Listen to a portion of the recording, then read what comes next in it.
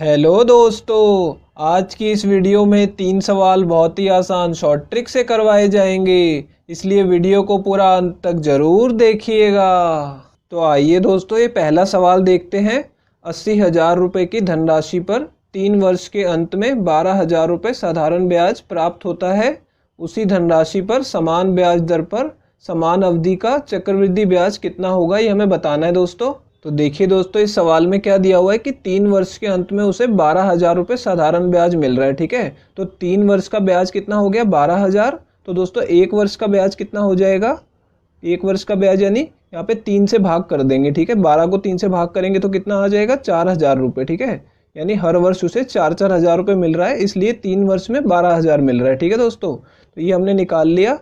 अब देखिए क्या करेंगे, ये जो 1 वर्ष का ब्याज है ना दोस्तों, साधारण ब्याज, इसको आपको भाग कर लेना है किससे, मूलधन से। ठीक है, ये मैं आपको बताऊंगा, ये ट्रिक लगाएंगे इसमें हम। इसे आपको भाग कर लेना है, 3 जीरो से 3 जीरो कट गई दोस्तों, और 4 से काटेंगे तो ऊपर 1 आएगा और नीचे 20 आ जाएगा। ठीक है, अब हम इस 1/20 का दोस्तों अपना ट्री चार्ट में यूज़ करेंगे। आज हम इस क्वेश्चन को ट्री चार्ट मेथड से करने वाले हैं। तो देखिए ध्यान से देखिए इसे कैसे करना है।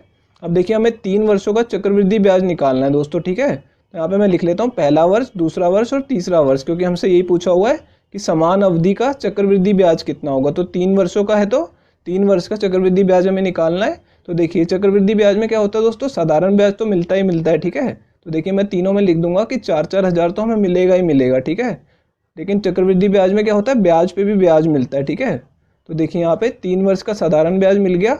अभी जो पहले वर्ष का ब्याज है दोस्तों, इस पे भी ब्याज मिलेगा। ठीक है, तो हमें क्या करना है, यहाँ पे देखिए एक लाइन लगा दी मैंने और यहाँ पे 1/20 लिख दिया। ठीक है, जो हमने यहाँ पे निकाला है 1/20 से हमें किसको गुणा करना है, 4,000 को। ठीक है, तो यहाँ पे जब 4,000 को आप गुणा करेंगे 1/20 से, तो 20 से काटेंगे तो ये 200 आ जाएगा। ठीक है दोस्तों, तो यहाँ पे नीचे हमें यहाँ पे 200 लिख लेना है। तो ये 200 हमारा इस 4,000 रुपये में और ब्याज मिल गया दूसरे वर्ष में। ठीक है दोस्तों, अब ये निकाल लिया हमने। अब देखिए दोस्तों, तीसरे वर्ष में क्या होता है, इन दोनों राशियों पे ब्याज मिलता है, यानी इसका 2 गुना मिलता है। तो कितना लिख देंगे यहाँ पे, 200 का 2 गुना 400। ठीक है, ये भी हमें ब्याज मिलेगा इन दोनों पे तीसरे वर्ष में। ठीक है, और इस वाले 200 पे भी हमें तीसरे वर्ष में ब्याज मिलेगा। तो इसके लिए आपको क्या करना है, वही ट्रिक लगानी है, गुणा कर देना है 1/20 से। किसको, इस 200 को। तो 200 को जब गुणा करेंगे 1/20 से तो कितना आ जाएगा दोस्तों, ये 10 पे कटेगा, तो यानी 10 रुपये और मिलेगा। तो ये जो सारी राशियाँ निकली हैं इन सबको आपको जमा कर लेना है। कैसे, इन तीनों को जमा करेंगे तो 12,000 और 400 और 200 600 हो जाएगा दोस्तों, और ये 10 रुपये। इन तीनों को जमा करने पे चक्रवृद्धि ब्याज आ जाएगा, कितना आएगा, 12,610 रुपये हमारा आंसर आ जाएगा दोस्तों। ये तीसरा ऑप्शन करेक्ट है। तो दोस्तों इस ट्री चार्ट मेथड की मदद से चक्रवृद्धि ब्याज के बहुत ही मुश्किल सवाल आसानी से हल हो जाते हैं। तो मैं इसकी वीडियो का लिंक आपको डिस्क्रिप्शन में दे दूंगा दोस्तों। उस वीडियो में मैंने उसे अच्छे तरीके से बताया हुआ है, तो वहाँ से जाके आप उसे ज़रूर सीख लीजिएगा। तो आइए दोस्तों अब अगले सवाल की तरफ चलते हैं। तो आइए दोस्तों अब ये दूसरा सवाल देखते हैं। 5,120 रुपये की धनराशि चक्रवृद्धि ब्याज पर 1 वर्ष में 6,480 रुपये हो जाती है। यदि ब्याज अर्धवार्षिक रूप से संयोजित है तो ब्याज की वार्षिक दर कितनी होगी, यह हमें बताना है दोस्तों। तो देखिए दोस्तों, इस सवाल में क्या दिया हुआ है कि 5,120 रुपये की जो धनराशि है वो चक्रवृद्धि ब्याज पे 1 वर्ष में 6,480 हो जाती है, यानी जो मूलधन है वो दोस्तों, उसके बदले हमें क्या मिला, मिश्र धन मिला 6,480। ठीक है, लेकिन 1 वर्ष में क्यों बोला जा रहा है, यहाँ पे देखिए, यहाँ पे अर्धवार्षिक रूप से संयोजित है, तो मतलब 1 वर्ष में हमें ब्याज 2 बार मिलेगा। ठीक है दोस्तों, तो यहाँ पे हमें क्या करना है, हमें मूलधन और मिश्र धन का दोस्तों यहाँ पे अनुपात ले लेना है। इसकी जो ट्रिक होती है वो ऐसी लगानी पड़ती है, मूलधन और मिश्र धन का हम अनुपात ले लेंगे। ठीक है दोस्तों, यहाँ पे देखिए मूलधन के नीचे मैं लिख दूंगा 5,120 रुपये। ठीक है, और अनुपात में लिखूंगा 6,480 रुपये। अब ये दोनों दोस्तों अनुपात में है तो हम इन्हें काट लेंगे, 0 से 0 कट जाएगा।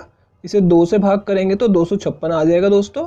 ठीक है, इससे 2 से काटेंगे तो कितना आएगा, 324 आ जाएगा। ठीक है, अब ये अनुपात में ही है। ठीक है, अब हमने देख लिया कि दोस्तों ये वर्ग संख्याएं हैं। ठीक है, ये 16 का वर्ग है और ये 18 का वर्ग है, तो अभी हम इसे और नहीं काटेंगे।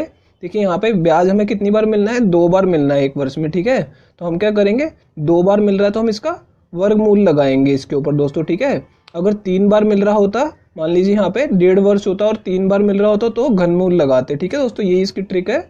अब इसे वर्गमूल करेंगे तो कितना आ जाएगा, 16 और यहाँ पे 18 आ जाएगा। ठीक है दोस्तों, अब ये अनुपात आ गया।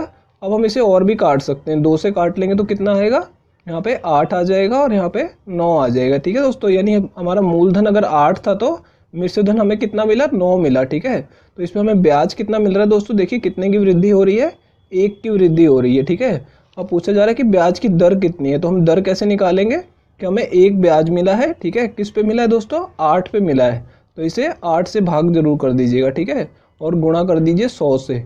ठीक है दोस्तों, अब इन दोनों को 4 से काटेंगे तो यहाँ 25 आएगा और नीचे 2 आ जाएगा। ठीक है, तो ये कितना होगा, 25/2। तो यहाँ पे देखिए इसको और भाग करेंगे तो कितना आ जाएगा, 12.5%। ठीक है दोस्तों, तो ये हमारी ब्याज की दर आ गई। लेकिन ध्यान दीजिए यहाँ पे अर्धवार्षिक वाली दर आई है ये। ठीक है, और पूछी कौन सी गई है, वार्षिक दर। तो ये जो 6 महीने की दर है, इसको साल की दर में बदलने के लिए क्या करेंगे, इसे 2 से गुणा भी करना पड़ेगा दोस्तों। ठीक है, ये ध्यान दीजिएगा, ये क्वेश्चन थोड़ा घुमा के दिया हुआ है।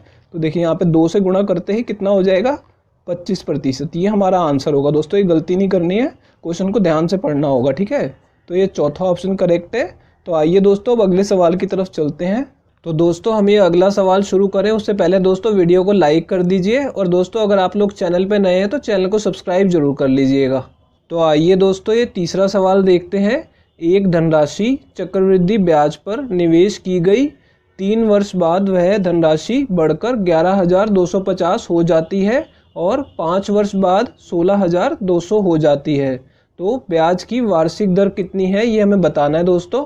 तो देखिए दोस्तों इस सवाल में क्या दिया हुआ कि एक धनराशि है जो 3 वर्ष बाद 11,250 हो जाती है, यानी ये क्या हो गया दोस्तों, हमारा मिश्रधन हो गया। और 5 वर्ष बाद कितनी हो जाती है, 16,200। तो ये भी दोस्तों मिश्रधन हो गया। तो देखिए दोनों हमें मिश्रधन दिए हुए हैं और मूलधन हमें दिया नहीं हुआ। ठीक है दोस्तों, तो ऐसे सवाल में क्या होता है, ये जो पहले वाला मिश्रधन है ना दोस्तों, ये वाला 3 वर्ष बाद वाला, ये पहले मिला है तो यही हमारा मूलधन हो जाता है। ठीक है दोस्तों, इस क्वेश्चन में आपको ये ध्यान रखना है, ये बस फंसाने के लिए दिया जाता है क्वेश्चन। तो देखिए ये हमारा हो गया मूलधन और ये हो गया दोस्तों मिश्रधन। ठीक है, तो हम क्या करेंगे, मूलधन और मिश्रधन का अनुपात निकाल लेंगे। ठीक है, मूलधन और मिश्रधन मैं यहाँ पे लिख देता हूँ। अब देखिए मूलधन कितना हमें लेना है, 11,250 और मिश्रधन कितना होगा दोस्तों, 16,200। ठीक है, अब हमें क्या करेंगे, ये अनुपात में तो इसे काट लेंगे, इसे 0 से 0 काट देंगे दोस्तों। ठीक है, अब ये 9 से कट रहा है। ठीक है दोस्तों, इन सबको योग करके आप देख सकते हैं दोनों संख्याएं 9 से भाग हो रही हैं। तो इसे 9 से काटेंगे तो दोस्तों कितना आ जाएगा, 125 आ जाएगा। ठीक है, और इसे 9 से भाग करेंगे तो दोस्तों कितना आएगा, 180 आ जाएगा। ठीक है, अब देखिए और भी इसे काट सकते हैं, तो और काटेंगे तो कितना आ जाएगा दोस्तों, इसे 5 से काटेंगे तो 25 आ जाएगा, और इसे 5 से काटेंगे तो कितना आएगा दोस्तों, 36 आ जाएगा इसे 5 से काटने पे। ठीक है, तो हमें इसे यहाँ तक काट लेना है जहाँ तक ये कट सकता है। अब ये और आगे नहीं कटेगा। अब हमें समय देखना दोस्तों कितना है, देखिए 3 वर्ष बाद से लेके 5 वर्ष बाद तक, यानी कितने साल की वृद्धि हुई है, 2 वर्ष की वृद्धि हुई है। ठीक है दोस्तों, तो अब 2 वर्ष की वृद्धि हुई है तो क्या करेंगे, यहाँ पे वर्गमूल लगा लेंगे। ठीक है, जब भी 2 वर्ष की वृद्धि होगी तो वर्गमूल, और 3 वर्ष की वृद्धि हो रही हो तो घनमूल लगाते हैं। ठीक है दोस्तों, तो अब ये वर्ग संख्याएं हैं तो हमने वर्गमूल लगाया तो ये 5 आ जाएगा और दोस्तों ये 6 आ जाएगा। यानी कि यदि हमारा मूलधन 5 है तो मिश्रधन हमें कितना मिल रहा है, 6 मिल रहा है। इसका मतलब क्या हुआ दोस्तों, ब्याज हमें कितना मिल रहा है, 1 मिल रहा है। ठीक है, 1 की वृद्धि हो रही है, तो यानी ब्याज की दर कैसे निकलेगी कि हमें ब्याज कितना मिला है दोस्तों, 1 हमें ब्याज मिला है, किस पे मिला है, मूलधन पे, यानी 5 पे। ठीक है, तो मूलधन से इसे भाग करेंगे 5 से और गुणा कर देंगे दोस्तों इसे 100 से। ठीक है, अब 5 से इसे काटेंगे तो कितना आ जाएगा, 20 आ जाएगा। ठीक है दोस्तों, तो दर हमारी कितनी आ गई है, 20% वार्षिक, जो हमें पूछी गई थी। तो ये हमारा आंसर है, तीसरा ऑप्शन करेक्ट होगा। तो दोस्तों मैं आपको बता दूं, एसएससी जीडी की तैयारी के लिए मैंने बहुत सारी वीडियोस बना के प्लेलिस्ट में डाली हुई है, और उस प्लेलिस्ट का लिंक मैं आपको डिस्क्रिप्शन में दे दूंगा, वहां से जाके आप उसे ज़रूर देखिएगा। तो दोस्तों इस वीडियो को यहीं ख़त्म करते हैं, आपसे मिलेंगे अब अगली वीडियो में।